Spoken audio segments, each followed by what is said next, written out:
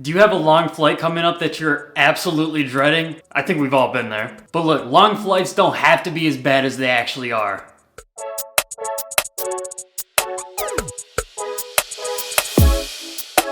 Hey everyone, it's Troy from FlowFreely.com, and today I'm going to be going over 5 tips on how to make those long flights just a little bit better. Just a little bit.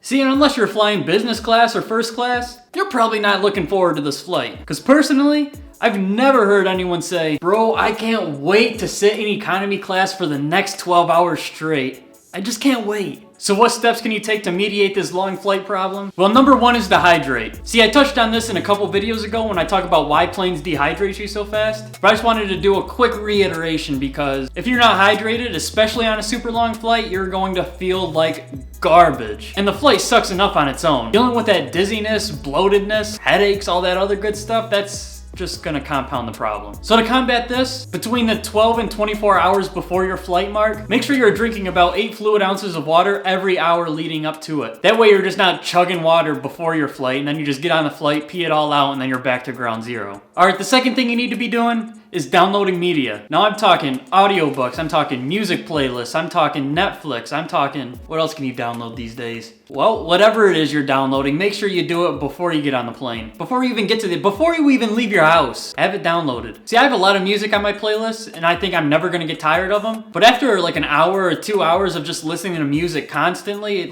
I'm like, okay, I'm bored, I want something else to do. And I still got 9 hours to go. And that's where the downloaded Netflix shows, movies, whatever, come in handy. And then if you get bored with the Netflix shows, just switch over to an audiobook or a podcast or whatever else you downloaded that I don't really care about. The key is to have options. You do almost anything sitting in a chair for a few hours straight, you're gonna go nuts. So make sure you set yourself up for success. Alright, and the third thing is to get noise canceling headphones. See, before I unfortunately broke mine, they were lifesavers. I used them everywhere. At home, at work, on a plane, on a train, you name it. And see, the beauty of it is, especially when you're flying, is that you don't have to listen to all that background noise when you're trying to sleep. Planes are loud, whether you're listening to the engine, whether you're listening to those seatbelt signs go off randomly all the time, or you're listening to that screaming kid a couple aisles over. The solution to that is just to use noise canceling headphones. You don't even have to listen to music. You can literally just put them on, turn them on, just block the sound out and sit there in silence if that's what you want. The key is to hear what you want to hear, not that other nonsense. Alright, and the fourth thing is to choose your seat wisely. Are you a window seat person? Are you an aisle seat person? Are you a sociopath that likes to sit in the middle seat? Whatever your preference is, make sure you get that seat. See, they all have their benefits besides the middle seat. Window seat, you got something to lean up against, and you get to sit down quicker when you board so you don't have to stand up and let other people in. The only downside is you have to make everyone stand up if you want to use the bathroom. Then the aisle seat, you got quick access to get off the plane, you got quick access to go to the bathroom if you need to stretch your legs a little bit into the aisle.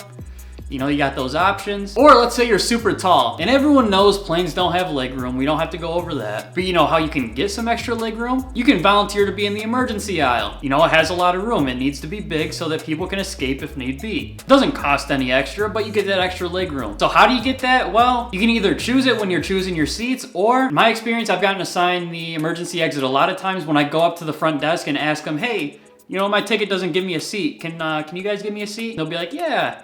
Do you mind sitting in the emergency aisle? And I was like, no, not at all. Not at all. Please, just give me the emergency aisle. And I'm not even tall. I'm 5'8". I love the extra leg room though. Alright, and the final thing is to bring a notebook and a pen. Now there are tons of reasons why I recommend that. So if you're on a super long flight, and if you're watching this video, then you most likely are, then you're probably going overseas. And if you're going overseas or out of the country, then you're gonna have to go through customs and you're gonna have to fill out a customs form. See, they hand out these slips of paper on the plane and it says, oh, fill out, do you have this, do you have that, you know, blah, blah, blah. But they just give you the slip of paper. They don't actually give you the pen. So when I was coming back from Germany the second time, I didn't have a pen on me for some reason. And so I had to bum a pen off the guy next to me, which I don't like doing that. And not even that, you never know when you're gonna need a pen. You never know when you're gonna have to fill out a form. And it's just fun to have. You know, if you have a notebook with you, you can doodle, you can take notes. You know, and sometimes I like to practice my rhyming, you know, my rapping, you know, so I jot down some bars. Whatever keeps me occupied, I'm all for it. So what are some of the things that you like to do on long flights? Leave your answers in the comments below and let's start bouncing some ideas off of each other. You know, you never know when you can learn something new. And while you're down there, make sure to subscribe and hit that bell icon so you get notifications whenever I upload. As well as leaving a like and sharing this video with friends. Thank you guys for coming by and I hope to see you in the next one.